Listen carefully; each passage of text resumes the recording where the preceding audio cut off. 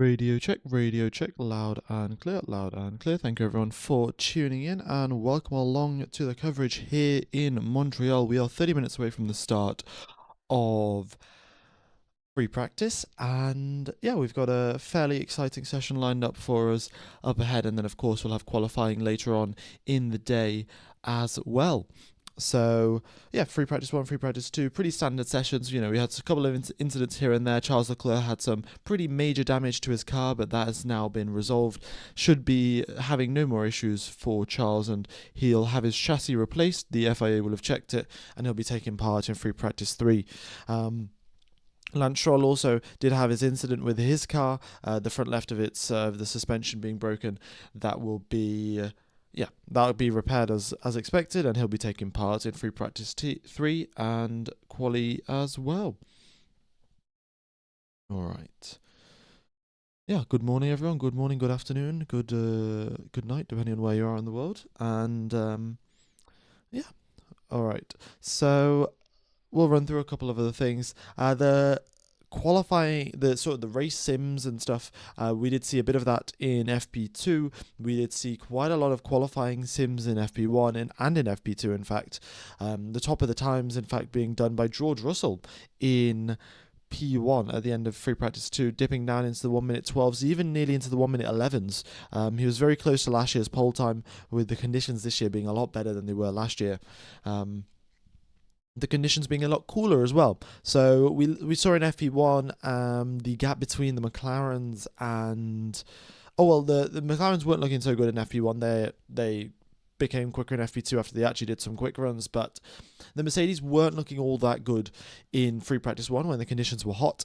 It got slightly cooler later on in the day for free practice 2, and suddenly Mercedes' pace just arrived out of nowhere. So their pace has been pretty nice, and they will be hoping for some cooler conditions. Of course, qualifying will be taking a similar part of the day as when FP2 was, so that will mean the conditions are slightly cooler. That should help out George Russell and Kimi Antonelli. F1 Gamer plus Le Mans plus Pure Cinema. Yeah, the Mercedes, the Le Mans is going on. I did watch the opening lap of the race, but since then I started preparing for the stream. Okay, what else have we got? Will McLaren be on pole again, or can we expect George, Reeve and Max if he gets a chance? Well, the gap that McLaren have looks a lot smaller than it did, at previous weekends. In Spain, it was a pretty big advantage. Like, if I'm going to be totally honest, like, McLaren were clearly the fastest team in Barcelona, and there was no sort of denying that. Here this weekend, that is a lot more up in the air. Mr. McLaren don't have the huge advantage that they were looking like they were having. They brought some upgrades. They were testing out whether those upgrades were working or not, so it's still unknown really if those upgrades have worked as they would have expected. So maybe they have, and maybe they'll improve as the session goes on, or as the day goes on, or maybe they will have to have a lot of work to do and have to fight for this pole position. Well, we'll really have to see. But if, someone's asked, where would you rank the Red Bull car purely on pace? I'd probably say third fastest. I'd go McLaren, and then if the conditions are cool, then Mercedes, and then would go with Red Bull. Or then would go at least Max Verstappen. I think Yuki Tsunoda is a different talking point altogether. But yeah, that's, I think, how I would rank them. If the conditions were slightly warmer, then maybe Red Bull would be the second fastest car. But in the cool conditions, Mercedes look brilliant. A couple of other things. McLaren have doing a lot of testing work on their new upgrade package. So, well, it wasn't a major upgrade package. It was sort of just a front wing upgrade, a front suspension upgrade. But regardless, they've been doing a lot of testing and analysis on that, and they'll be trying to get as good data as possible. That's what they were doing yesterday, and now they will have analysed all that data overnight. They will have test drivers driving the simulator overnight to get the setup just perfect for all of the drivers, and they should strip off all of the sensors for FP3 today, and then we'll get a real look at what the McLaren's pace is like, and yeah, that will be a little bit more representative compared to yesterday. Less than 2 seconds between 18 drivers. Indeed, it was a pretty close session, and that's partially due to the fact that, well, if you look at the top 17 drivers, it's only 1 second between George Russell in first and Esteban Ocon in 17th. So extremely close. Colapinto there was a bit of an outlier. He had 2 spins, both at turn number 2. And yeah, he was just sort of getting to grips with the circuit. Of course, he's never driven here before. In fact, none of the rookies have driven here before because it's not a race that's in the Formula 2 calendar or on the Formula 3 calendar, meaning that they will, yeah, they're here for the first time, learning all of the, the perfect details of the track. Why is Stroll's driver icon in dark/black? It's because Stroll retired from the session, so that's why he is. That's why it's dark. But once we get into FP3, it'll be back to normal. Qualifying at 9 p.m. today. Well, it depends on where you are in the world, of course, but I think in the UK, qualifying is at 9 p.m.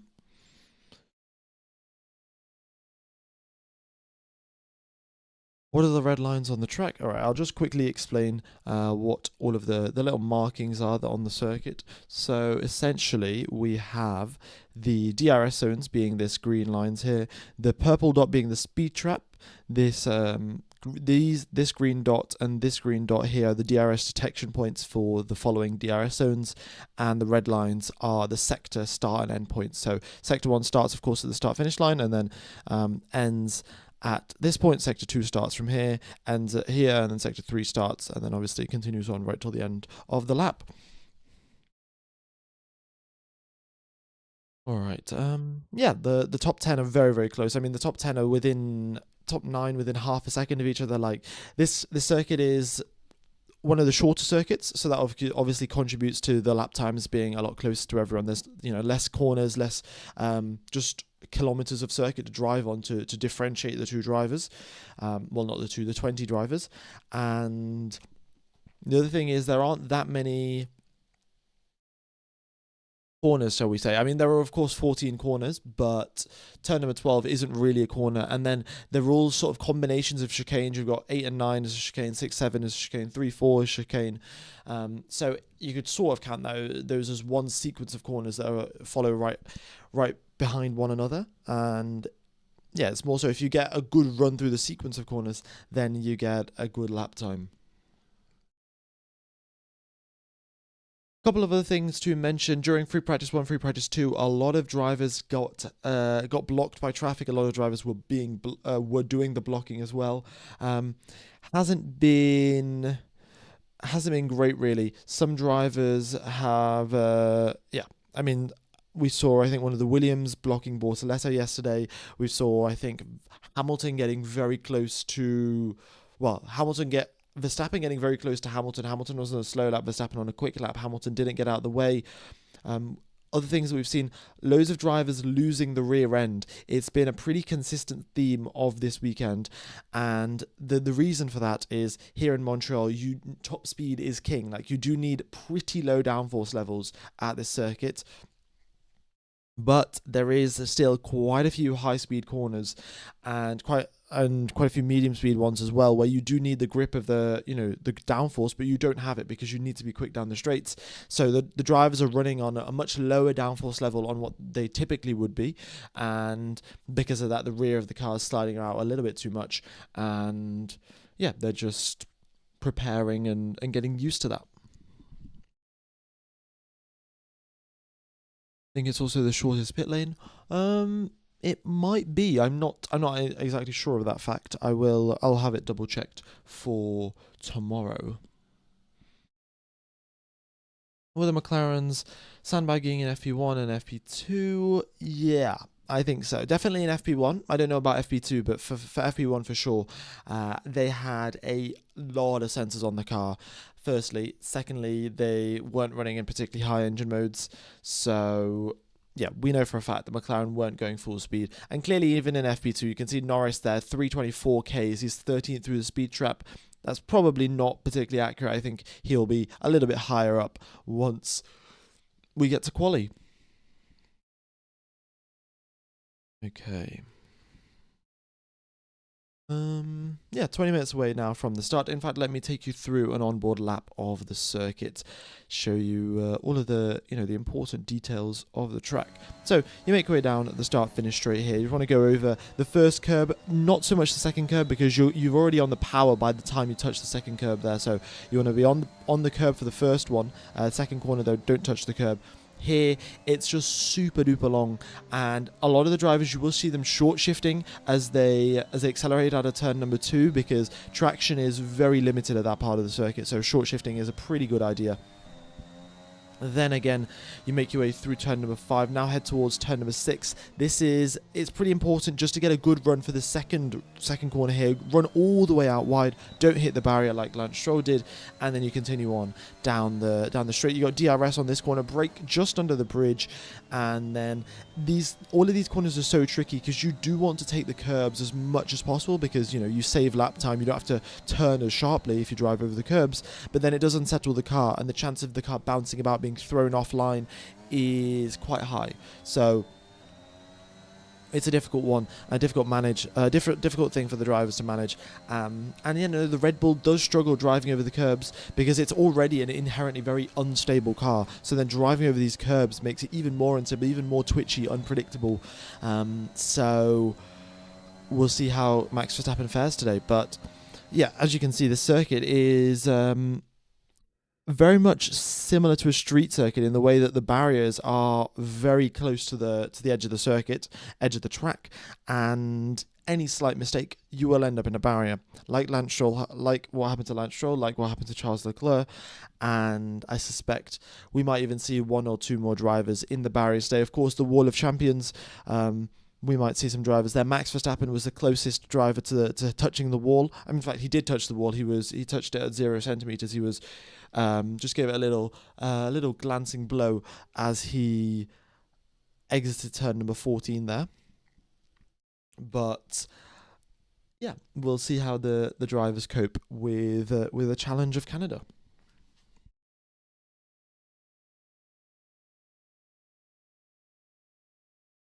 The C6 soft tyre seems to be inconsistent, could throw drivers off a quali.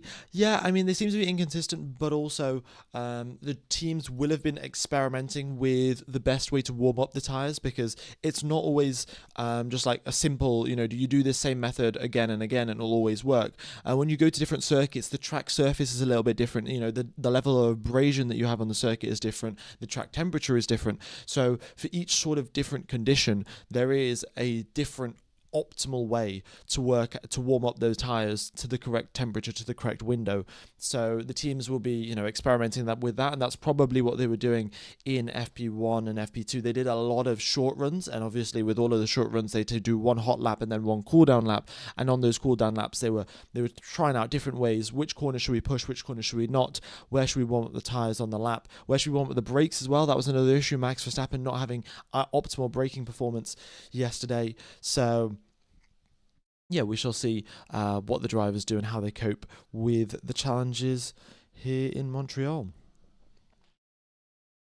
Right, how many pit stops tomorrow? It depends on the teams. We could have 2 pit stops, but I think it might be a 1-stop race. I'm not sure. Pirelli haven't released their strategy options yet, so I can't say for certain. Right. What else have we got to talk about? Not all that much, really. Not all that much. It's been we've had some rumours here and there flying about Fred Vasseur getting replaced at Ferrari. He's come out and said those rumours are disrespectful to him, which I think fair enough. He is putting a lot of effort to bringing Ferrari to where they are. Admittedly, it's not to the top, but regardless, staying at the top is still very difficult. As we've seen with Red Bull, it just takes one bad development decision. You start developing the car in the wrong direction and things can go south very, very quickly. So who knows? We'll just have to see how that works out for Fred Vasseur. I think he will though stay with the Ferrari team. I don't think Christian Horner is going to be replacing him. I think that rumour was pretty bogus to start off with. Will Leclerc take part? Yes, he will. Stroll will also be ready to take part as well. Both drivers will be A-OK, and their cars will be as well. Lance Stroll did have his wrist surgery or whatever it was, and he's totally fine to take part in the race this weekend, so no issues there on Stroll's side.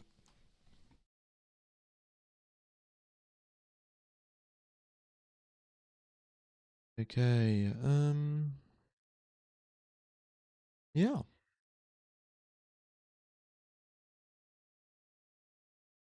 Okie dokes. Is a midfield battle between the V Carbs versus Alonso versus Williams versus Hulkenberg? That'll be an epic battle right there. It will be. It will be a brilliant battle. The Saubers brought some upgrades in Spain. The upgrades worked out well. Nico Hulkenberg had a good race and then some luck on his side, and he ended up in first position. Well, not first position, sorry, fifth position. But something similar could happen. Same thing for the Williams. The Williams are looking really good this weekend. I mean, this circuit will obviously sort of... this is one of their stronger circuits where top speed is more important, and Williams always delivers in those sort of scenarios. And yeah, I think Williams should be on for a good race this weekend. Probably double points, I would say, and that's what I hope for. Have you been following Le Mans? I watched the opening lap of Le Mans, but apart from that, not too much. I think the start of a 24-hour race is obviously the start. The first couple of laps are pretty exciting, but then after that, does it really matter what happens on lap number 2? Or not lap number 2, on hour number 2, when you've got another 22 hours left of the race for anything to be thrown wide open? Probably not so much. So I'll definitely watch it towards the end of the race. But I think I will probably get some sleep tonight. Yeah, rather than staying up.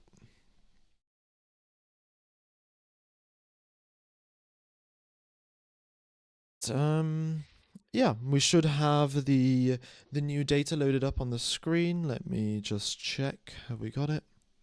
Yeah, we have. Fantastic. All right.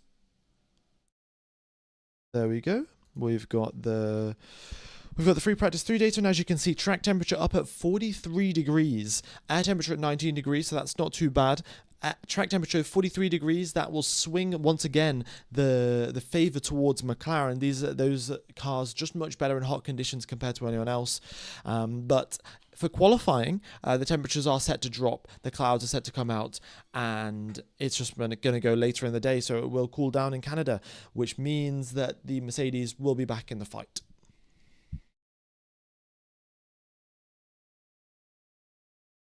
Do you think Leclerc will get a podium in this race? Leclerc will be participating. I don't know if he will be getting a podium. Seems like a bit of a stretch when we do know the Mercs are really good this weekend and the McLarens are good. And you can never really count out Max Verstappen, so it's going to be tough. And the Ferraris haven't had the best weekend. I mean, Hamilton definitely did not have a good weekend last weekend in Spain. And he's going to look to bounce back from that Ferrari, and Charles Leclerc will try the best, but I think a top 5 is definitely possible. A podium, however, bit more unlikely. Are you live streaming the practice? Indeed, I am. As you can see, there's a timer ticking down, so once it hits 0, I will be live streaming practice. Well, I guess I kind of already am. Alright, what time is quali? So wherever you are in the world right now, folks, if you go, 3 hours and 40 minutes into the future, that is when qualifying will be, I think. Yeah, 3 hours and 40 minutes into the future.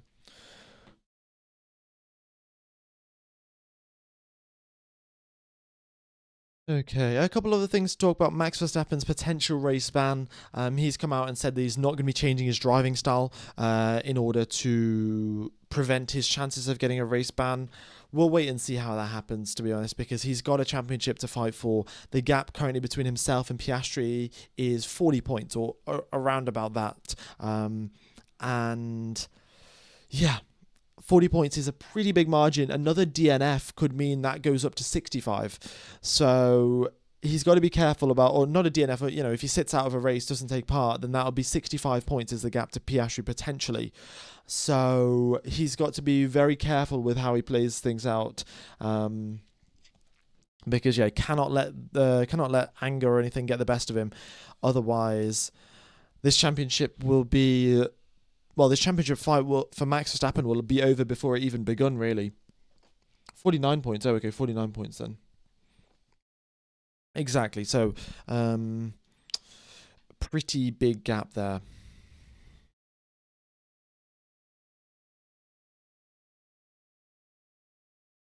Eli, in quali? Indeed I am. Indeed I am.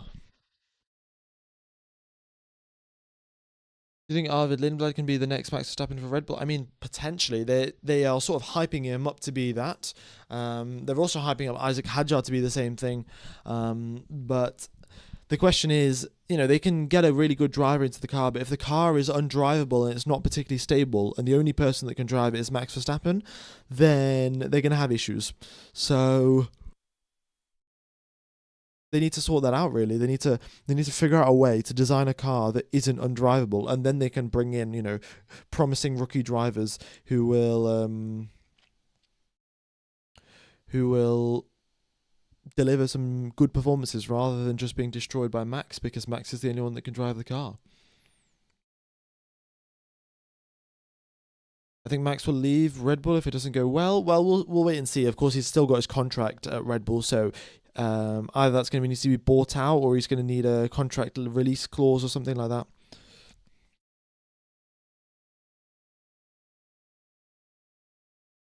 All right. Yeah, folks, let me know what your predictions are for FP3. Do you think anything exciting is going to happen? I think we're going to get one more crash. I don't know from who, though. I think, let's have a guess. I'm going to go with Liam Lawson. I think Liam Lawson might have a little incident because, well, he's just a rookie, isn't he? So he hasn't had that much experience around the circuit. But he seemed all right yesterday, getting pretty close to Isaac Hadjar, so not too shabby from Liam Lawson. Antonelli as well. Antonelli has still been a couple of tenths back from George Russell. He's got some work to do, and George Russell's laps yesterday were sensational, really. The medium tyres haven't been the soft tyres weren't all that great. They did tend to overheat a little bit. So we'll wait and see how, you know, what the team's doing. Quali, will they use a set of medium tyres if the conditions are hot, or what are they going to do about that? Yeah, oh, the other thing, yeah, the braking. This is what I want to talk about. Max Verstappen was suffering from braking issues yesterday. The problem that he was having was there was just no bite in the brakes. So he would go to press the brakes and then he would slowly start decelerating. You know, suddenly, when you press the F1 brakes, it's a huge jolt of force that you feel as soon as you stand on that brake pedal. And yeah, you just don't really. Max Verstappen wasn't getting that huge jolt in braking performance, which is of course very critical to slowing down at the correct points of the lap. And the other thing is to maintain the brake temperature as well. This big spike in force also has a big spike in temperature, keeping those brake temperatures up in the correct window. So I think what's going to happen is Red Bull will have changed the size of their brake ducts, or they will have closed them up a little bit to allow for the brakes to retain a little bit more heat on the during their, while they're driving around during the course of a lap. And also that'll help with reducing drag a little bit as well. You know, the smaller the brake duct, the less air is being affected by the ducting area and the ducting parts, so less drag, a little bit more top speed, and I'm sure Max Verstappen won't complain about that one. F1 brakes equals whiplash. Yeah, no, they are. I mean, the drivers hit 5G of braking force, like, just regularly. Every single corner, they just stand on the brakes and then 5G's worth of force, which is crazy, really. Very, very crazy. Do you think this track doesn't have as much grip compared to last year because it already spins and crashes? Well, last year it was wet, so all of the drivers were very cautious not to spin, not to crash, because as I've already said, the barriers are super duper close to the circuit. So they were very cautious of not crashing last year, and because of that, we didn't have too many crashes last year. But it's pretty typical here in Canada, especially down at the hairpin. I'm not sure exactly why. It must be something to do with the asphalt that is laid down there, but it is not the it's not the grippiest piece of asphalt that we've ever seen, and the drivers do struggle a little bit, and the rear of the car does tend to slide here and there in all parts of the circuit. So it's partially due to the downforce levels, but also partially due to the track not being the grippiest thing in the world. I'm a huge fan of Nico, but I'm impressed with Bortoletto's pace. The only times I see him trail behind to Nico is the actual race. Yeah, no, Bortoletto has been doing a fantastic job, to be honest. His pace has consistently been there with Nico Hülkenberg during qualifying sessions. You know, in the race, maybe not so much. You know, there are some tricks you need to learn here and there about how do you manage the Pirelli tires as best as possible. Do you do your warm up? Do you do a slow warm up lap, a pushing really hard warm up lap? Like, what is the procedure that you're meant to do? But, you know, sooner rather than later, Bortoletto will learn that, of course, he's sort of part of... Fernando Alonso is still his driver manager, so he'll be telling him all of the tricks. And I'm sure once Alonso retires, he'll tell him even more tricks that he's been hiding from him. Because Alonso's not going to give every trick away just to Gabriel Bortoletto. He's going to keep a couple up his sleeve while he's still driving in Formula 1. And then... yeah, we'll wait and see how he progresses in his career. But he's got good hopes for him, considering he's been doing fantastically in his first season. Audi joining next year, that should help sort of him progress as a driver. You know, like Nico Hülkenberg will have a lot of experience. He'll be providing a lot of the input, but they'll soon start taking more input from Bortoletto as well, and that should help with him learning how to give feedback to the engineers, learning how to work with the mechanics, describe what he's feeling in the car, so then the mechanics and engineers can, turn that into equations and maths and figure out what the problem is, and they can, modify the setup to fix any issues that he's feeling.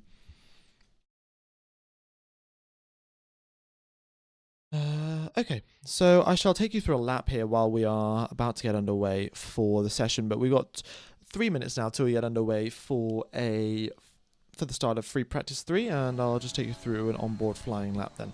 So you make your way. In fact, I might do a little bit of a slow lap here, so I'll just pause it at relevant parts. So you're coming down the start-finish straight here, and now what you want to do, you want to brake in a straight line. At this point in the circuit, you don't want to be doing any steering.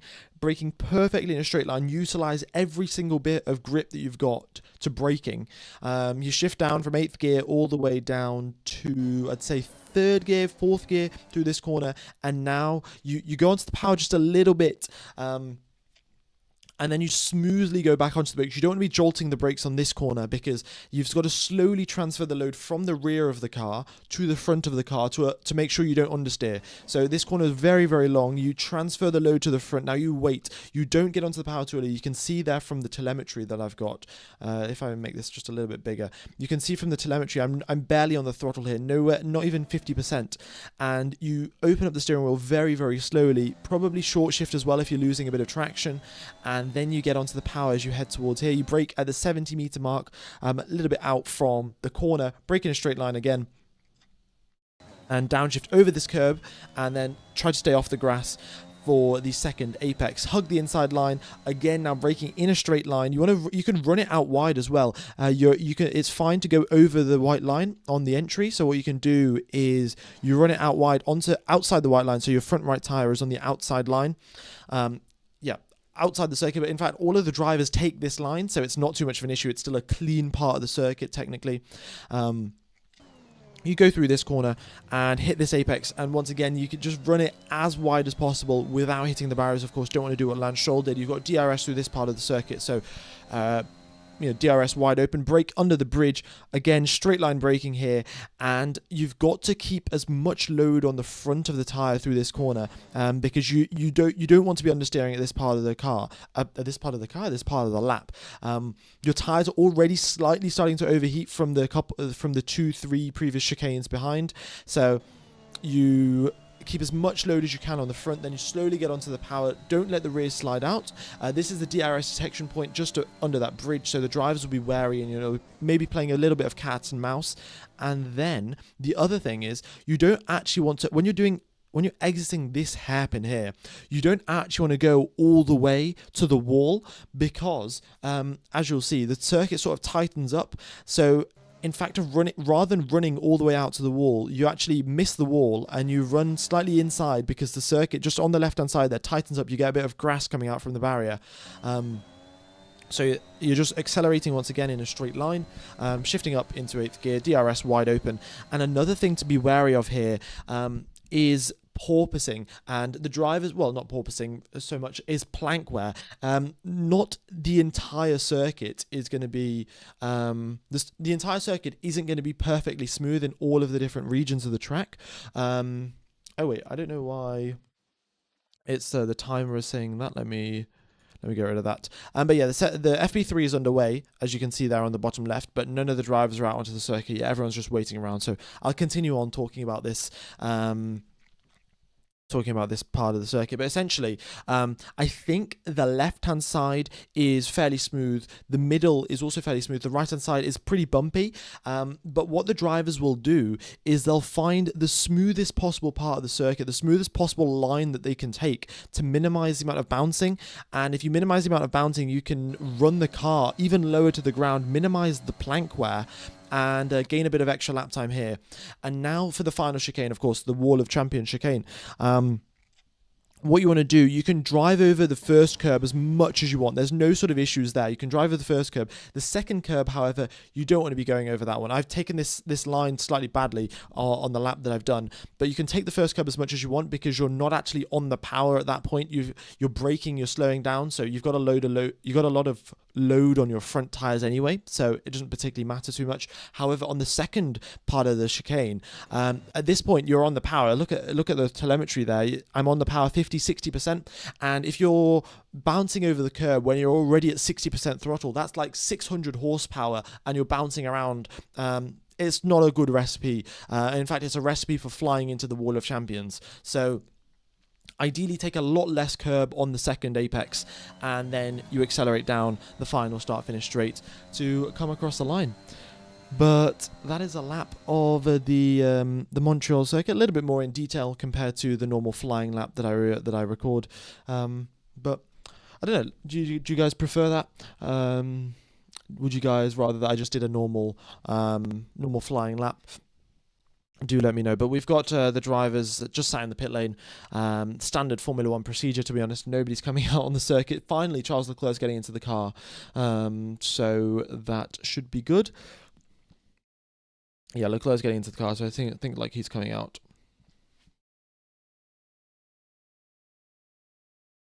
Okay.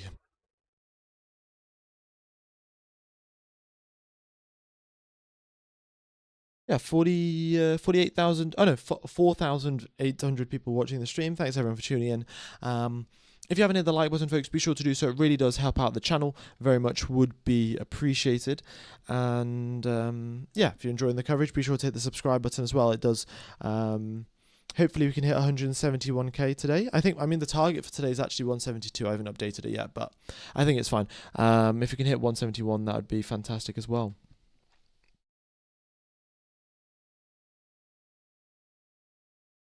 Okay, I like the detailed lap. Okay, fair enough. Yeah, I'll probably do a couple more detailed laps, and maybe I'll do another one during quali. But yeah, I think it's important. Of course, some of you can't actually see the footage of what's going on, but regardless, the knowledge of what could happen is still pretty interesting. All right, Colapinto, first driver out onto the circuit. Leclerc's in the car, so is Lewis Hamilton, so they should be coming out pretty soon as well. But it looks like all they're trying to do now is, they're just waiting for the circuit to be cleaned up by Colapinto or just by anyone else. They don't want to do the cleaning up of the track themselves. So we'll see what happens. But I think we're getting one of the Astons out. Lance Stroll. Wait, what has Lance Stroll done? Has he... Lance Stroll missed...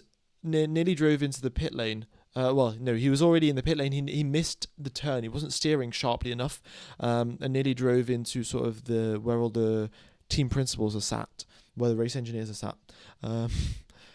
a bit unfortunate there for Stroll. The mechanics had to pull him back, and then yeah, they essentially executed a 3-point turn to get the Formula One car out of the pit lane. Typical Stroll moment, to be honest. Typical Stroll moment indeed.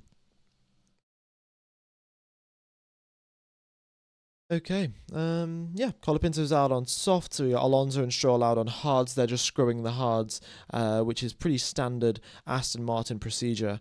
So they will probably be coming back into the pits. They'll be checking Stroll's car, looking at all of the sensors and everything to make sure everything is working as expected after his little shunt from yesterday. And Alonso will just be, yeah, driving around, getting these tyres up into whatever temperature the team want them to be, and then he'll be coming back into the pits.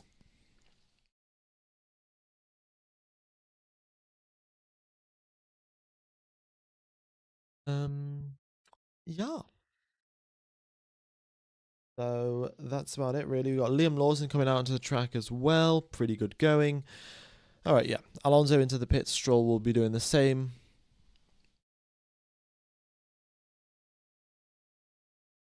Oh, also Haas. They have their 200th Grand Prix of their history. 200th Grand Prix that they've entered in. Yeah, Haas are doing pretty well actually. Hopefully they can score some points on their 200th Grand Prix. That'd be pretty nice. Of course, the drivers that they've got haven't really driven for them much before. Ocon and Behrman. I think the two Haas drivers, as we could say, probably Kevin Magnussen, Romain Grosjean. Those are the two that stick out to me as the main drivers for Haas.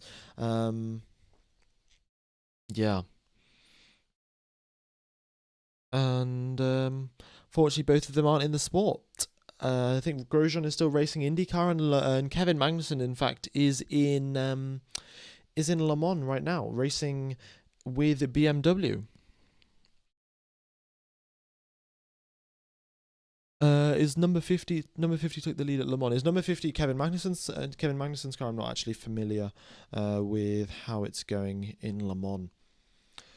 Colapinto, those sets a quick lap of 1:15.3. The circuit approximately 3 seconds slower than what it was yesterday. 2 seconds slower. Looks like the radio messages are not working today. I'll give it a quick refresh, folks, but we'll wait and see. We'll wait just a little bit longer before I do before I refresh the radios. Oh, Ferrari is number 50. Okay.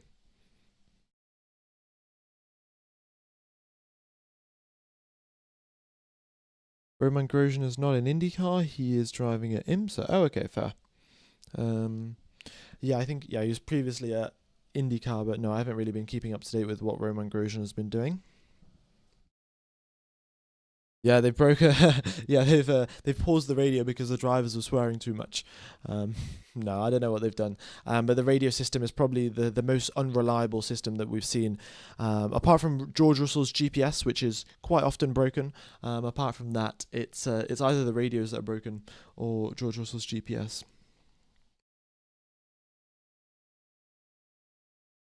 Okay, Charles Leclerc coming out onto the circuit. The Aston Martin have scrubbed their second set of hard tyres now. And I think Lawson is... Yeah, also just... Is Lawson scrubbing his hard tyres, or is he doing a long run now? He's just come out of the pits. And same thing for Charles Leclerc.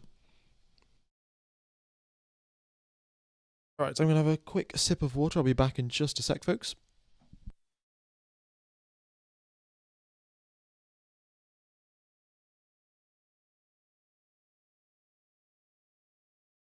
Tire scrubbing is what's the best way to describe it? Okay, so when Pirelli make a new set of tires, they have this sort of shiny outer layer on them, and some of the teams, namely Aston Martin, really think that this shiny outer layer doesn't means that they don't have good tire wear performance in the race. For whatever reason, they think the shiny outer layer interacts with the tire in such a fashion that it means that they'll wear out quicker if they do it in the same stint. So what they do essentially is they come out of the pits on a fresh set of hard tyres. They'll do just one lap on them, and then they'll drive straight back into the pits. And all that does is it just removes this shiny outer layer onto, the track or whatever, and then the tires will just go back into their storage. And then on race day, they will not have a shiny sort of outer layer. They'll just have a normal looking tire, whereas all of the other teams, they'll have a shiny outer layer.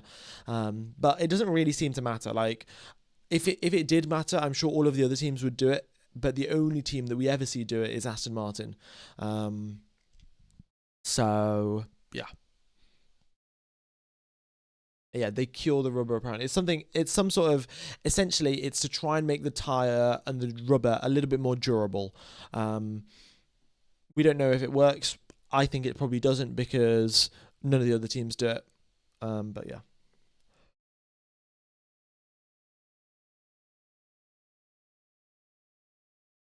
All right, we have got Charles Leclerc on a flying lap.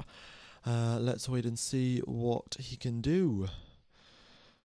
Purple in the first sector, green in the middle. And he'll be coming out towards now the final corner. Just, taking it nice and safe, not pushing all that hard really.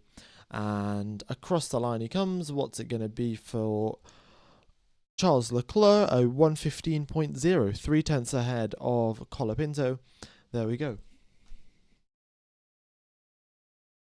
Heat cycle tyres, yeah. It is the dark art of tyres. That is the best way to think about it.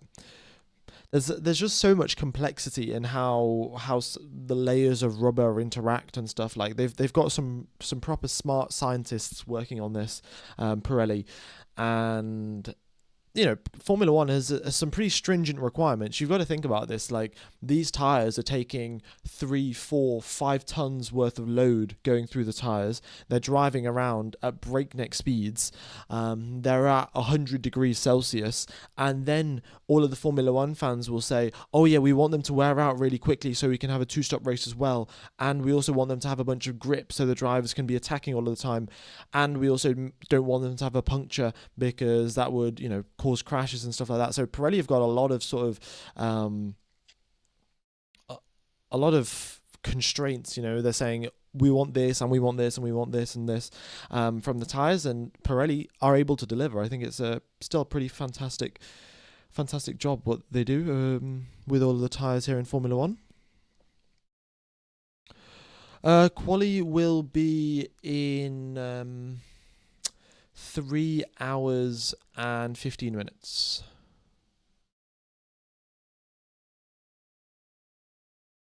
Yeah, 3 hours and 15 minutes, I think. Please refresh the radios. Okay, give me a second here, folks. I will give it a quick refresh. Right, I'll just mute my mic and refresh it.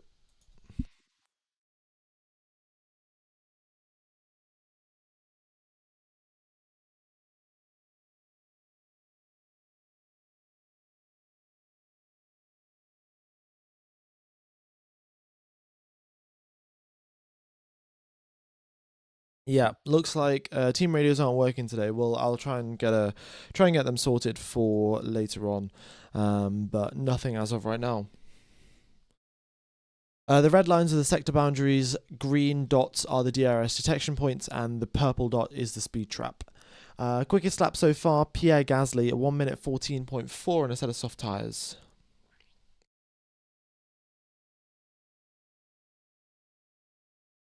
Bro, are you a student? Indeed I am. Indeed I am.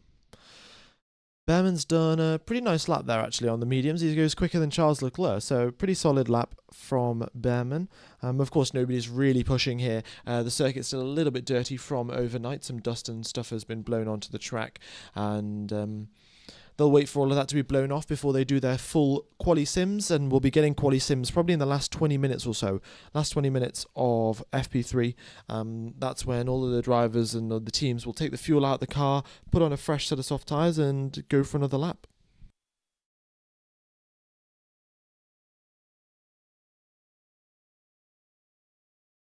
Okay. Yeah, Charles Leclerc improves again, and 1:14.1. Pretty nice, pretty nice. All right, Hamilton's out onto the circuit. Oh, Alonso, purple in the first sector on a fresh set of soft tyres here. Looks like he's pushing pretty hard. Yeah.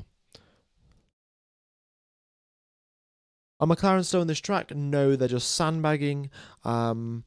They, given the track conditions are at 46 degrees, McLaren should be pretty good. You know, for quali, the conditions will get cooler and then McLaren will not be so good. But as of right now, yeah, McLaren will just be a-okay. And we've got Fernando Alonso here. He's just got the final corner left to go. He's got the DRS wide open, 326 Ks just before he hits the brakes for the final chicane. And across the line he comes. What's it going to be for Fernando Alonso? First position by 1 full second. Fantastic. Brilliant job there from Alonso. Purple in all 3 sectors. Yeah, huge margin. Huge. Ocon and Behrman both improved, but only second and third for them.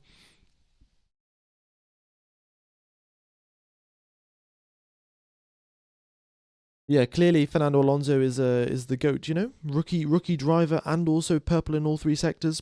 Clearly a GOAT. Alright, we got Piastri and Norris coming out onto the circuit now. Fresh sets of mediums, so maybe we'll get some good laps out of them. They'll probably do some long runs, to be honest. Because, yeah, they'll just gather some more information. McLaren will have made some setup changes, especially because they did bring a new upgrade. They'll be finding their feet with that, and they'll be looking to get everything as optimized as possible. Oh, Lance Stroll up into second position. He's 4/10 off the back of his teammate. Fairly to be expected, really. And Stroll 328 through the speed trap there. Very, very quick indeed. I think that's the quickest out of anyone. Are you studying a STEM major? Indeed, I am. Team radios aren't working today, folks. Apologies for that. I wish they would work, but sometimes it's just the way things go. 8,000 people watching. Thanks everyone for tuning in, by the way. Hope you guys are enjoying the coverage here. Charles Leclerc looking pretty racy. In fact, he's getting a tow here off Fernando Alonso as he comes towards the start-finish line. And Charles Leclerc across the line, 2/10 ahead of Fernando Alonso. And the only sector he's quicker than Alonso is the final sector. And guess why that is? It's because he got a tow. That's another thing. Around this circuit, getting a tow down the Casino Straight is huge. You can gain an obscene amount of lap time by doing that.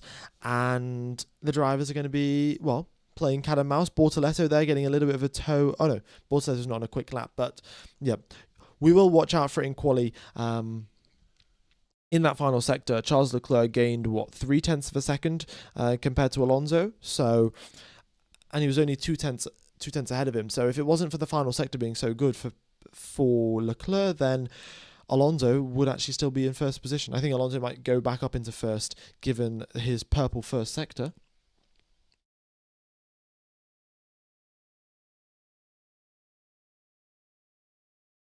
Yeah.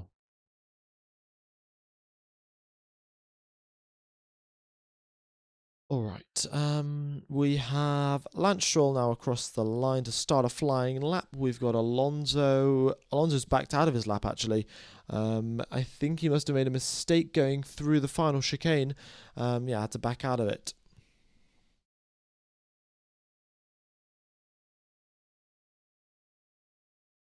Why is turn 2 called Senna Virage Senna? I don't actually know. I don't know why it's called Virage Senna. But I'm guessing it's something to do with Ayrton Senna. Must have pulled off some good overtakes back in the day. Actually,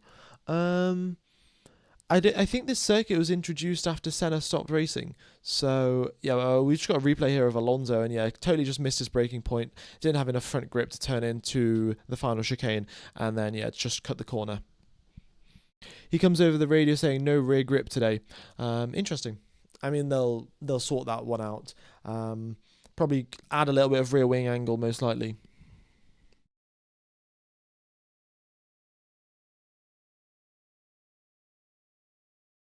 The screen is blank. Why is that? The screen is not blank for everyone else watching, so I don't know what you're saying. Yeah, we've got no radio. The radios aren't working today.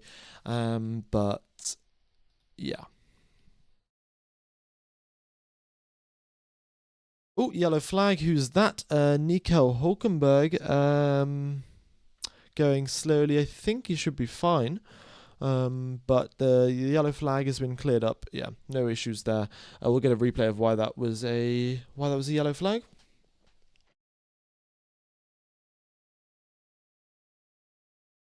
Norris quotes it's saying it's been a very difficult weekend for McLaren so far, so not sandbagging, just not their circuit like Singapore for Red Bull in 2023. I mean, I will not believe anything that Lando Norris says. I will not believe what any of the drivers say, to be honest. When the drivers come out after a practice day and being like, oh no, we're not that quick, especially when they're leading the Constructors' Championship by more than double the points of second place, I'm definitely not believing that, because I've been watching Formula One since 2018, 2019, and when Hamilton was winning pretty much every race back in 2019, 2020, every single weekend they'd come into it being like, oh no, we're not sure if we're going to be the quickest team on the grid. I didn't think we're going to have that much performance. And then, he'd stick it on pole by 0.3 of a second. So yeah, I'll believe it when I see it. If McLaren's are really struggling, then why not? That'd be great. That'd be great for some more action, mixing things up. But Piastri has got a rear puncture. Piastri got a puncture on his rear tyre. He's going to have to drive back super duper slowly to not tear up his floor, because that could be very, very dangerous. He's just clipped the Wall of Champions. That's a good sign for Oscar Piastri. He's hitting the Wall of Champions. Potentially world champion this year. We'll wait and see how that goes for him. But he's clipped the wall. His right rear punctured, and now he's crawling back at a snail's pace, because if the tyre carcass, currently it's still sort of holding its shape, but if it starts getting torn up, what that's going to mean is the tire starts damaging the carbon fiber of the floor. And if it damages the carbon fiber of the floor, that could be a pretty hefty repair job. They have to take off the entire floor. In fact, there's some debris that's already been flying off his car. So yeah, Piastri's already damaged his floor. He's driving back extremely slowly now in order to not damage it any further. Hamilton up into third place, Charles Leclerc up in first, and they're on medium tyres as well, so some pretty good going there from Ferrari. There's quite a few pieces of carbon fibre there on the exit of the Wall of Champions. They've brought the red flag out. Okay, red flag is out for all of the debris on the circuit. I mean, there's not a lot of debris, but because it's carbon fiber, it's extremely sharp, and it's quite likely to give another driver a puncture, especially because it was right on the racing line.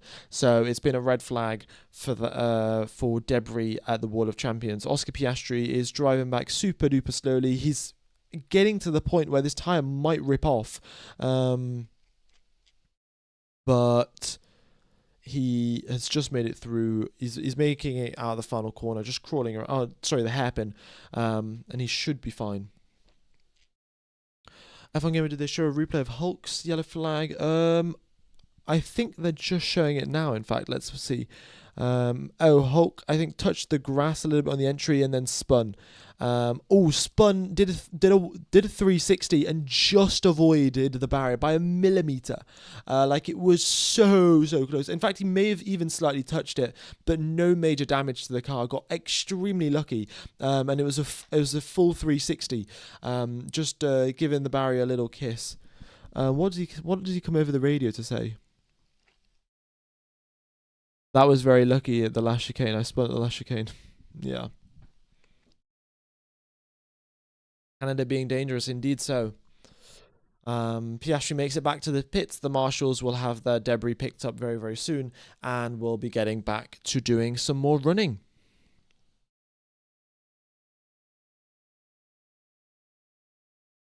Started watching F1 in 2006. Jensen, Alonso, and Vettel never played the sandbag game. Yeah, I don't know. I think it's some drivers will come out and be sort of honest with what they feel. Some drivers may want to be honest, but their teams will say, no, you have to say that we're performing badly. I guess I don't really know how it works, to be honest. Because the teams obviously do have a pretty big say on what the drivers will say during a press conference. They will they'll have their PR manager right next to them, and they'll be not sort of controlling what they say, but they'll be told beforehand, that before the press conference, oh, this is the kind of thing that you should be talking about. So sometimes you got some honesty out of the drivers, sometimes you didn't. It was all dependent on the team.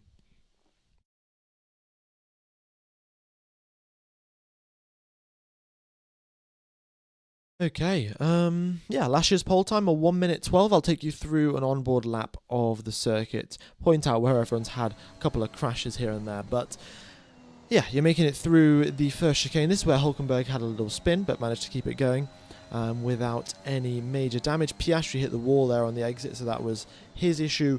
You make it through turn number 1. No one had an incident there. Colapinto spun at turn 2 twice, but no issues for him so far today, and his pace hasn't been too bad either.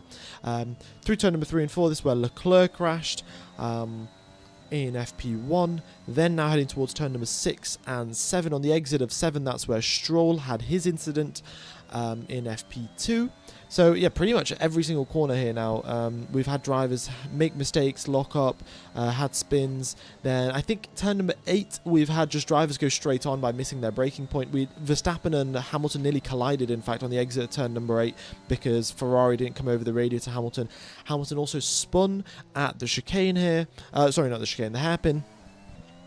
So yeah, by the looks of it, pretty much every single corner we've had either a spin or an incident or a lock up or a crash. Is that your gameplay? If so, do you use the steering wheel controller? This current lap that I recorded, that was on a steering wheel. But yeah, most of the time, if I'm going to play a Formula 1 game or a racing game, I will just play with the steering wheel because, yeah, I have it. Just not with me here at university. So, yeah. Okay, session should be restarted in about 30 seconds, folks. 30 seconds, and we'll be getting underway for the restart of the session. So all of the drivers, in fact, already queued up at the end of the pits. The McLaren engineers are now taking off the punctured tyre, and they'll be looking to repair any floor damage that has already happened. We had Piastri crash into the barriers. Not a big crash, in fact, he just tapped the barriers, but did end up with a puncture on his rear right, and there was a lot of debris over the circuit, so they brought out the red flag. But now in 5, 4, 3, 2, and 1, we have a green light at the end of the pit lane, and I think it's George Russell or Kimi Antonelli, first driver out of the pits.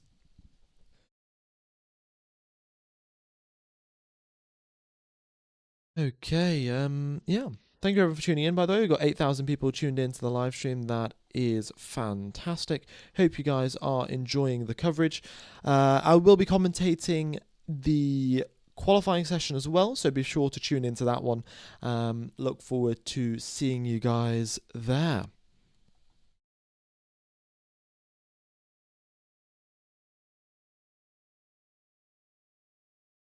But yeah, not too much going on really on the circuits. Also, folks, if you haven't hit the like button, if you haven't subscribed, be sure to do so. Hopefully we can hit 1,500 likes. Hopefully we can hit 171k subs. That'd be fantastic. We are on track to hopefully hit 200k subs by the end of the season. If we can get 5,000 subscribers every race weekend, then we could do it by the halfway point. But I think 5,000 new subscribers every race weekend is a little bit unrealistic. Who knows though? Who knows? Guess we'll just have to wait and see.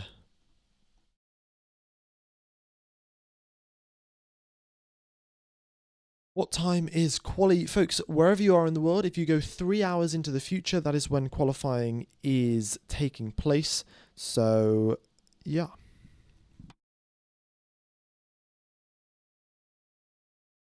All right, here we got George Russell out on a fresh set of soft tyres. It looks like it's going to be a quick lap here from Mr. Saturday, and he is looking pretty good so far, actually. Looking pretty good.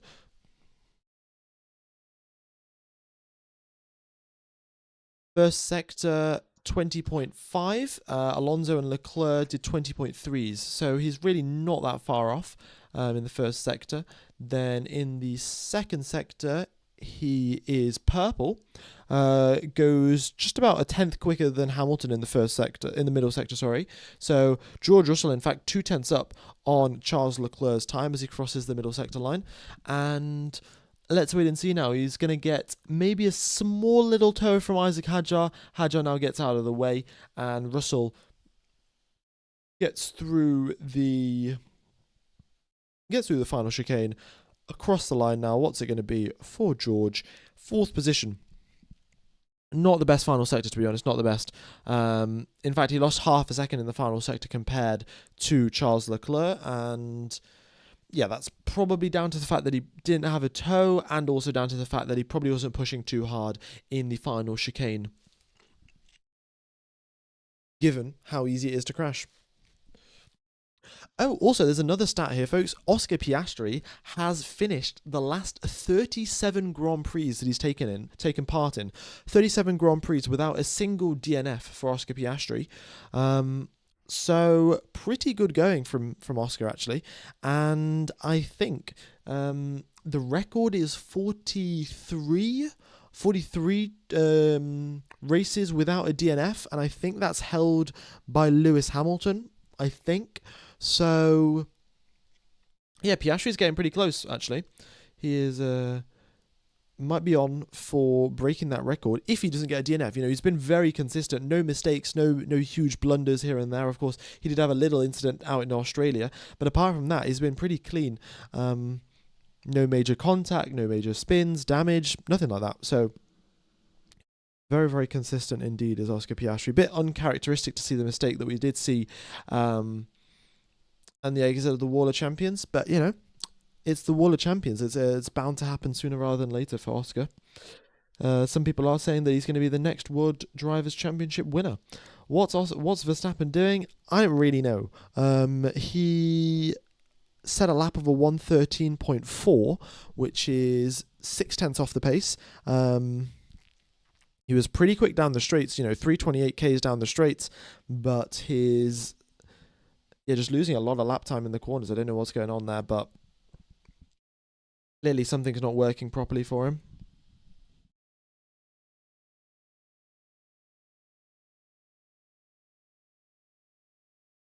Okay, 28 minutes left of the session here, folks. Things going pretty well. Pretty well, I would say.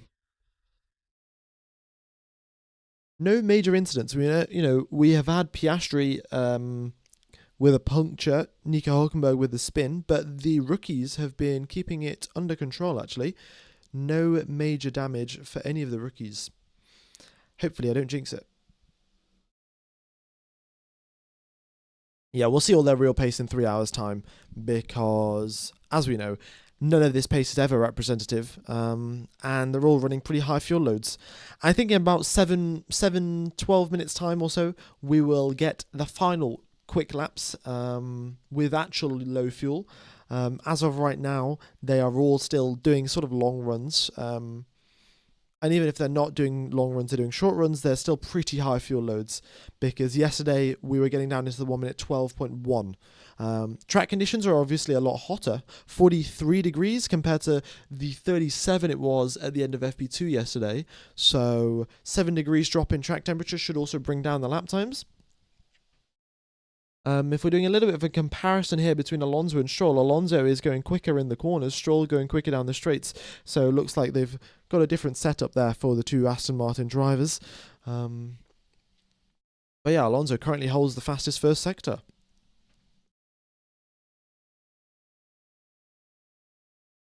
All right.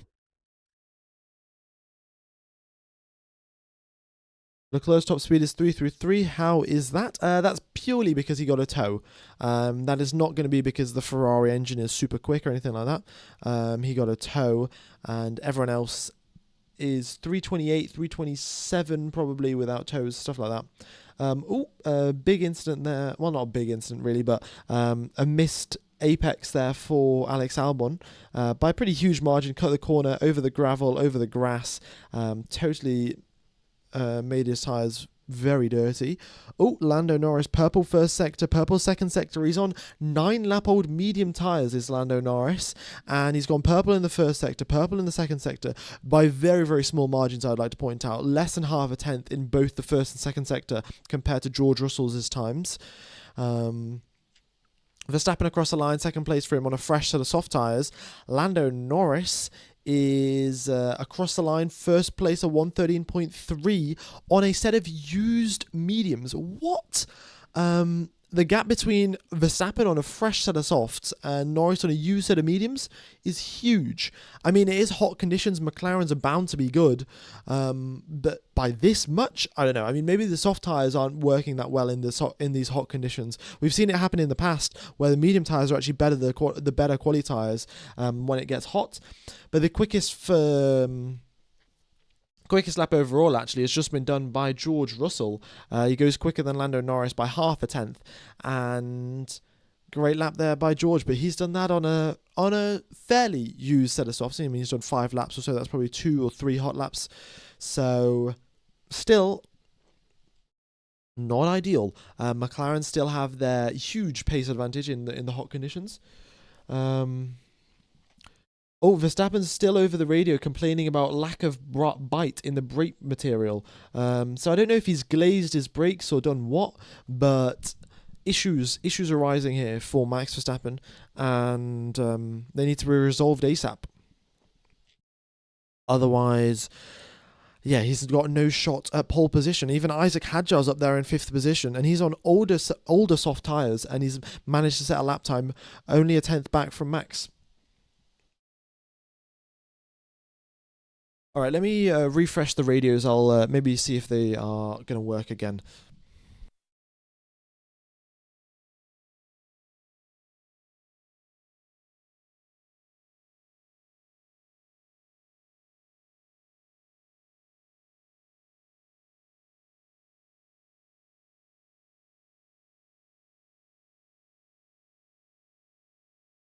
No, looks like the radios just aren't working today, folks. Apologies for all of the issues, but yeah, just the way things are going. All right, look at this. Fastest first sector from Lando Norris. Fastest second sector from George Russell. Fastest third sector from Charles Leclerc. 3 different drivers, 3 different teams, and 3 different sectors. 10K live, indeed so. Thanks everyone for tuning in. Hope you guys are enjoying the coverage. Oh, Max Verstappen purple in the first sector on a used set of softs. Pretty good going, actually. All right, let's see what his second and third sector likes. Hopefully they don't hopefully the soft tyres don't overheat too much, and his braking performance still works as expected. I guess we'll wait and see what happens there. But as he heads towards the hairpin, he'll shift the brake balance a little bit farther forward to utilise every bit of braking performance he can get, and then shift it back in time for the chicane. Onto the power, though. Pretty good exit there but for Max Verstappen. He's got DRS wide open as he barrels down the straight here. 329, 330, 330. Oh, wow. Really quick down the straights there for Max. 330 Ks. Just without any toe or anything, just outright pace from the Red Bull. So Max Verstappen clearly running a little bit of a lower downforce setup, or maybe his engine's turned up a little bit more compared to everyone else. But regardless, some good top speed from the Red Bull, and Verstappen improves up into 3rd place, a 10th back from George Russell, and 10th and a half back from George Russell, and a 10th back from Lando Norris. But look at that, top 3 within a 10th and a half second. We've got a fight on for pole position, on our, ladies and gents. Yeah, definitely a fight on for pole position. With the temperatures set to drop for qualifying, the McLarens should not have such a big of an advantage, and they will be right in the mix, and it should be Max versus George Russell versus Lando Norris, and by the looks of it, maybe even versus Lewis Hamilton. He comes across the line now. What's it going to be for Lewis? First position, great lap, half a tenth clear of George Russell. Top 4 drivers, 4 different teams, and the gap's only 0.2 of a second. Incredible scenes. Yeah, and he's done it on a used set of medium tyres as well. Just to throw that into the mix. I mean, this should be great. Oh, Behrman nearly getting caught out by traffic. I mean, that was Alonso, actually. Alonso didn't know that Behrman was coming through. And to be fair, he couldn't have really seen him. It was Behrman sort of leaped out very late, and Alonso's engineer won't have told him that. So bit unfortunate, but no harm done. Oh, yellow flag. Isaac Hadjar turn 2. I predicted that Liam Lawson would have spun, but in fact it was his teammate Isaac Hadjar that had a spin at turn 2, and he's just done a quick 180 and is now pointing in the right direction. No issues there, but Isaac Hadjar, bit of a spin at turn 2. George Russell, purple in the first sector, purple in the second sector, looking really good on these soft tyres. And let's see what he can do against his former teammate, Lewis Hamilton. He's coming down the straight. He's not got a toe from anyone. This is just going to be outright pace here from George Russell. Carlos Sainz across the line, 6th place for him. George Russell, what can he do? The man who got pole position here last year. Across the line he goes 3/10 clear of Lewis Hamilton. Oh my god, yeah, I mean, certainly he's going to be in the mix then, isn't he? Oscar Piastri plays it a little safe coming out of the Wall of Champions, and he is in 5th position, 10th back from his teammate, but he's on a fresh set of soft tyres. He should be where George Russell is ideally, but he's a little bit further back. And we're down into the 1 minute 11s from George Russell. George Russell, who set the quickest time last year into the 1 minute 12.000, goes exactly half a tenth quicker this year in its FP3. So maybe even down into the 1 minute 10s once we get into quali. At the end of Q3, the track conditions will have got so much cooler. I suspect we might even get down into the 1 minute 10s. Nice work from George. Nice work indeed. And we've still got 19 minutes left. So I think what's going to happen with 19 minutes left, we might actually see the drivers all go back into the pits, do some refueling, and then come out on even lower fuel loads and one final fresh set of softs. That would be very, very interesting indeed. All right, Max Verstappen, this is his 3rd flying lap on this set of soft tyres. He comes across the start-finish line now. Does he improve? No, he does not improve, actually. He goes a little bit back, half a tenth slower than his previous lap. So the soft tyres kind of holding up, but look at that top speed, 334 Ks down the straight for Max Verstappen. I think that must have been with the assistance of a toe, but regardless, like a very good start to the lap.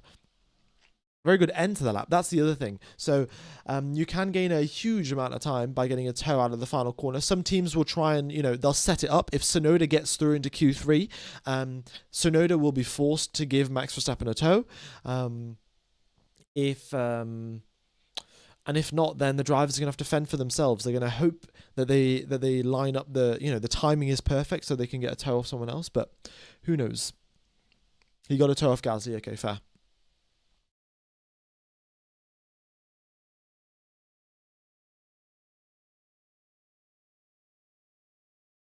Max is going to be desperate with a toe. I mean, yeah, all of these drivers will try and get a toe on their final quali laps. I mean, we've seen this done before. Verstappen, what he's done is in Q1 or in Q2, he'll give a driver that he thinks is going to make it through into Q3 a toe, so that on the next, once they get into Q3, the other driver will return the favor and they'll give Max a toe. It's happened before in the past. I think it was Nico Hülkenberg at some point gave him a toe that ended up with Max Verstappen ending up on pole. I don't remember exactly which race it was, but I think it happened this year.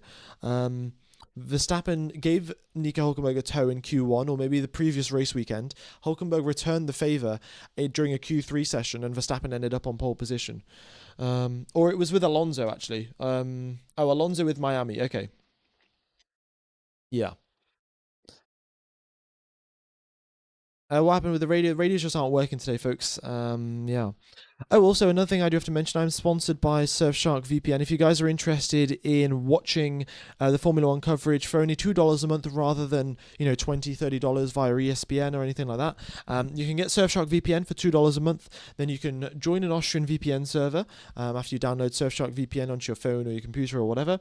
You go onto Google, you search Service TV, you make an account, you log in, you can watch Formula One for free. as long as you're connected to an Austrian VPN server. So yeah, you can pay $2 a month for Surfshark, and then you can watch Formula One for free. Yeah, so if you guys are interested, go ahead and check that out. There's a link in the description. If it doesn't work for you for whatever reason, you can always get a refund. And we've got around 300 or so people using this method, and it does work for them. So I'm sure it'll work for you guys as well. The commentary is in German. I do have to point that out. So if you guys don't understand the commentary or don't understand German, then you can always mute the commentary and listen to mine over it and just sync all of the timings up. And yeah. All right. The link to Surfshark is in the description, folks. All right, Lewis out on a fresh set of softs, Lando Norris out on a fresh set of softs, George Russell and Verstappen in the pits. I suspect they'll be coming out on a fresh set of softs as well. Piastri just comes into the pits now. I think he may even do another run on a set of softs. F1 Gamer, are you watching Le Mans too? I will watch a bit of Le Mans. I'm not watching it right now, currently watching the Formula 1, but yeah, I will check it out a bit later on in the day.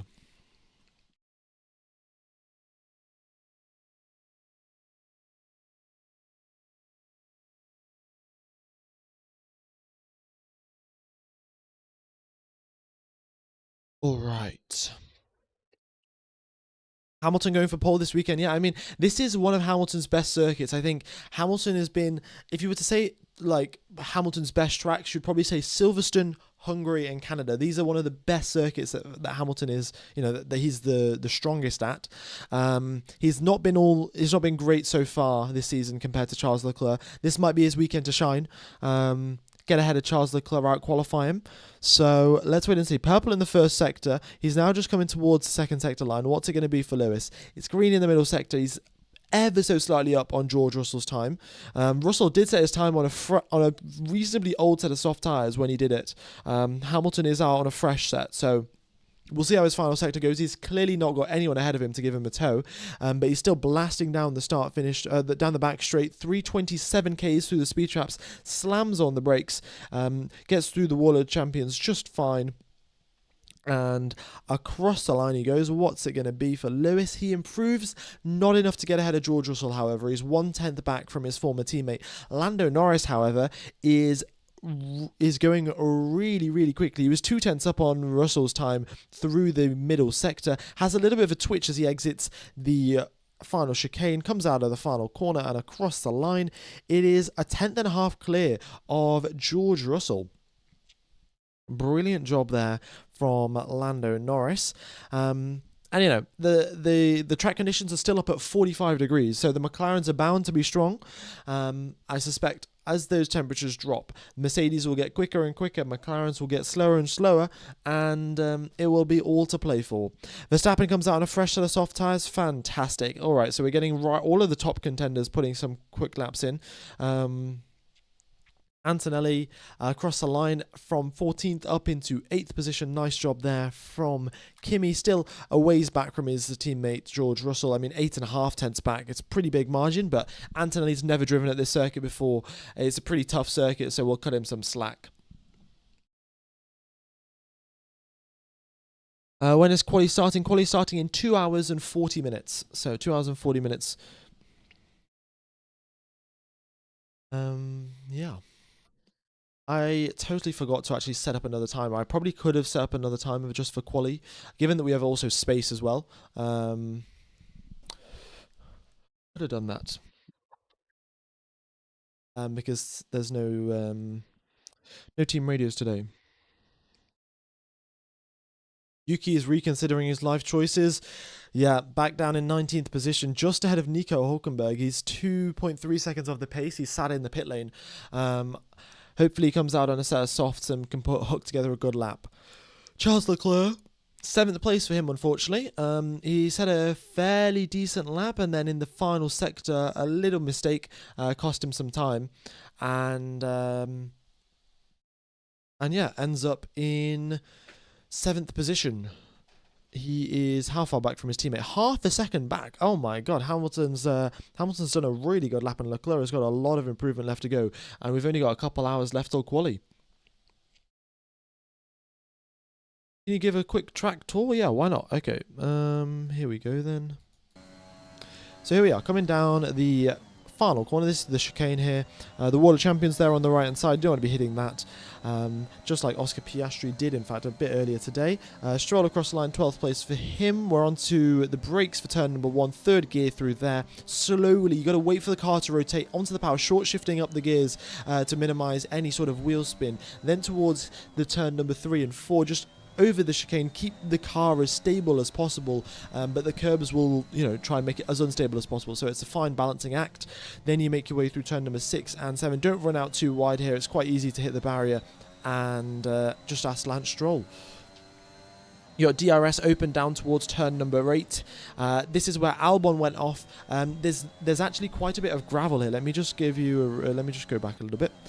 So as you head towards turn number 8, you've got the DRS as you're coming down here, and previously, as it's shown here, you just had asphalt on the runoff area, but currently there's a gravel trap, and then there's grass on the exit. So you do lose a very big amount of time by missing this corner. You drive over the gravel, the grass, your tires end up super dirty, and yeah, so the drivers are obviously very wary of that, hoping not to make a mistake at this corner.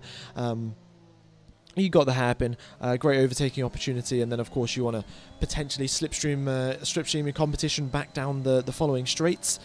You got the DRS as you go down the casino straight up in 8th gear, 327 k's as the top speed for most of the drivers, and then just through the final corner. Don't want to hit the curbs too harshly, and across the line you go, and that is a lap of Montreal. Or the Circuit Gilles Villeneuve, actually. Not a lap of Montreal. Montreal's a city. Let me get rid of this. There we go.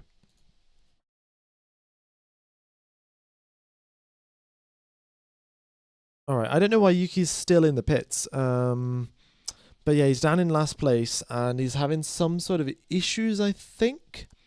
Guess we'll see. 9 minutes left on the clock, though. And everyone's done at least one hot lap push lap on a fresh set of softs right at the end. Alonso's doing his now, in fact. He comes out of the final chicane right up to the barriers, and now coming across the start-finish line. What's it going to be for him? 8th position. Nicely done there from Mr. Fernando Alonso. Getting promoted to Red Bull has ruined his career. Indeed it has. I mean, Isaac Hadjar has come out in press conferences and said, oh yeah, I'm not ready to get promoted to Red Bull. Don't consider me. Purely because, well, he knows what it would do to his career if he went to Red Bull. And normally you always hear the junior drivers saying that, oh yeah, I'm ready to move up to the next team. When Charles Leclerc was at Alfa Romeo Sauber, he was like, oh yeah, I'm ready to move up to Ferrari. When Russell was at Williams, he was like, oh yeah, I'm ready to move up to Mercedes. Even from like day one, maybe even like half a season in, and we're like, oh yeah, I'm ready to just drop me in the Mercedes car. But Isaac Hadjar saying the exact opposite. He does not want to go to Red Bull because that could put his career in serious jeopardy. Antonelli across the line, 9th place for him, just back from Fernando Alonso. And if we look at the gap, actually, if we exclude Yuki Tsunoda down in 20th position because he hasn't actually set a representative lap time, from 1st position down to 19th, it's only 1.4 seconds, 1.5 seconds. It's extremely close here.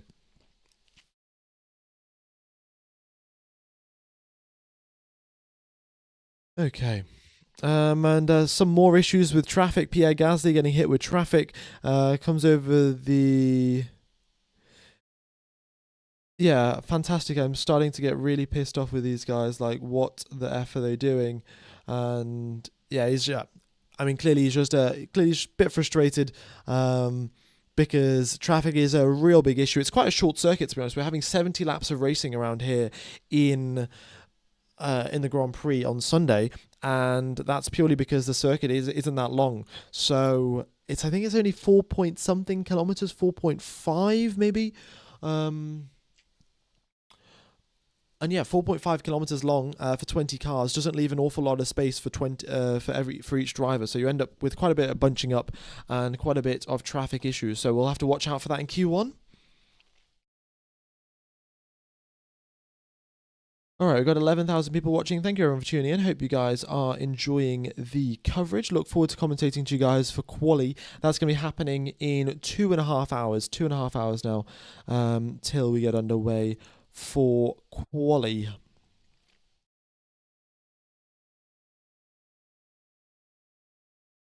All right. Yeah, not too much else going on, folks. If you guys are enjoying the coverage, be sure to hit the like button, be sure to subscribe. Really does help out the channel. Yeah, that's about it, really. Everyone now, Charles Leclerc improves on his previous lap. He's within a quarter of a second of Lewis Hamilton, but still quite a ways back. And normally the positions are reversed. Charles Leclerc's a quarter of a second ahead of Lewis Hamilton, but this weekend it's the other way around.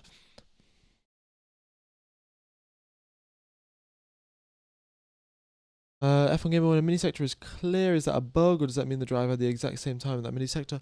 I think it's just a bug. Yeah. Normally, the mini sectors, they get populated as the lap gets completed. So, yeah. Excited for Cadillac. Indeed, yeah, Cadillac would be pretty good. Just more drivers on the circuit. I mean, that's going to be a bit of a pain for Canada and Monaco. Such a short circuit, meaning that, yeah, just such a short circuit makes it a lot easier. Oh well, to block someone accidentally, to get held up in traffic. So, yeah, just more of a headache for the engineers, really, to be constantly over the radio saying, "Oh, someone's behind you, get out of the way."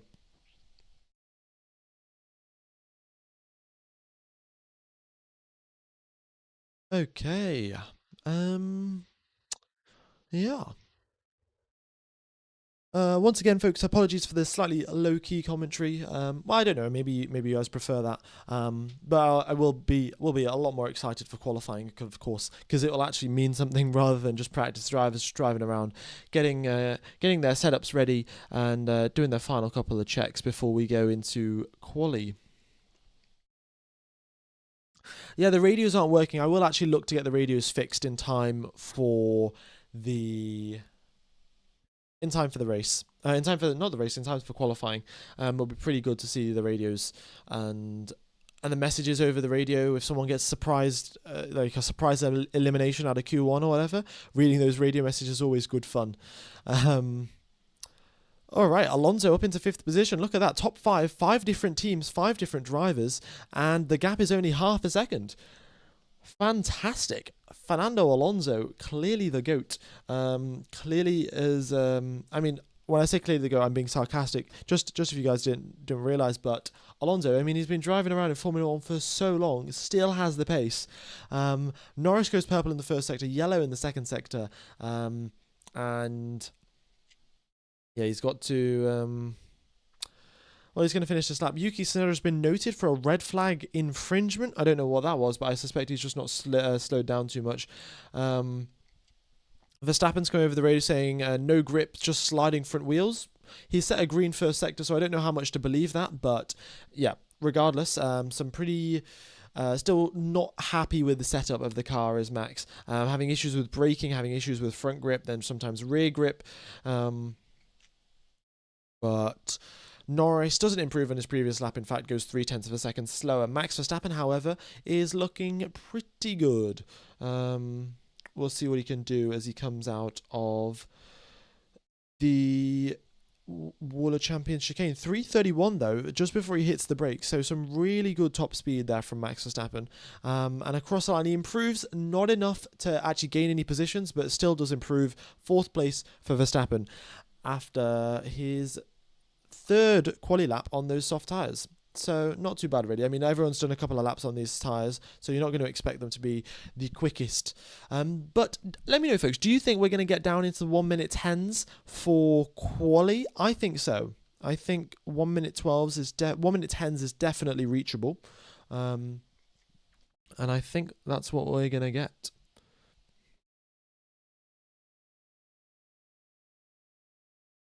All right, Kimi Antonelli, 7th place for him still. He's reduced the gap to his teammate. Now it's only 0.4 of a second. Pretty good. And And let's see what Piastri can do. Of course, his confidence will have been knocked a little bit after having that puncture from his contact at the Wall of Champions. Or maybe, it's boosted his confidence a little bit. He's like, oh, I've crashed into the Wall of Champions. Must be a good sign. Either way, comes across the start-finish line, does not improve, ever so slightly slower on his fourth quali lap on those soft tyres. So we're not really expecting him to improve, to be honest. Charles Leclerc somehow is improving, though. Purple in the first sector, green in the middle sector, and he's only half a tenth back on Lando Norris as he starts the final third sector. So he's onto the power. Not much of a tow he gets from... Yeah, Colapinto gets out of the way pretty quick, actually. So doesn't get that much of a tow. Passes by Colapinto extremely closely as well. It looked almost dangerous, but, these drivers do know what they're doing. They've got probably the best situational awareness out of anyone. And Leclerc across the line, second place for him. Fantastic. Yeah, we have got a real fight on our hands here for pole position, ladies and gents, with track conditions currently up at 45, 46 degrees. As the temperatures lower, the McLaren advantage gets smaller and smaller. Mercedes are going to get quicker, Ferrari will stay just about where they are, and Red Bull as well. Hopefully we'll have some setup tweaks to make Max Verstappen get in the mix for the fight for pole position. So it might not even be just a two-way, three-way fight for pole position. Leclerc says, yeah, too many mistakes. He sets a lap, goes second place on 9-lap-old soft tyres, and also comes over the radio saying, too many mistakes. I mean, okay, well then we we're just gonna have a really good fight for pole position. I have no idea who's it going to be. If you asked me last weekend in Spain, I could say with pretty good certainty it was going to be either Norris, Piastri, or Verstappen. But as of right now, it could be Russell, it could be Leclerc, it could be Hamilton, Norris, maybe Piastri, maybe Verstappen. Who knows? But yeah, folks, that is the end of free practice 3. So everyone's just now going to be making their way back to the pits. They'll do some starting grid launches, get those clutch settings dialed in. But apart from that, nothing special. So we've got 11,000 people tuned into this live stream. Thanks everyone for tuning in. Hope you guys have enjoyed the coverage. Verstappen improves, goes up, stays in 5th position though. No huge improvement there. And yeah, the VPN setup for anyone wondering. You get Surfshark VPN, you join an Austrian VPN server, you download it onto your computer or your phone or whatever, you search Service TV on Google, you make an account, you log in, and then you can watch the Formula 1 coverage. There's a link in the description to Surfshark VPN. It helps out the channel as well if you guys are interested. But yeah, and if it doesn't work for you, then you can always get a refund. Alonso says it's impossible to derive, and Alonso's in 6th position. So are we going to get a pole position from Fernando Alonso if they fix the setup? Who knows what's going to happen, but thank you everyone for tuning in. It's been a pleasure commentating to you guys. Qualifying is starting in 2.5 hours. The stream itself will start in 2 hours' time. I'll do a little bit of a build-up, but thank you everyone for tuning in. Be sure to hit the like button. Be sure to subscribe. If you could hit the like and the reminder button for the qualifying stream that it'll take you, that really helps out the YouTube algorithm. That would very much be appreciated. But that is all from me, folks. So as long as you can hit the like button, the reminder button on the quali stream, that'd be fantastic. So thanks everyone for tuning in, and I will see you in 2 hours' time. Bye-bye, folks.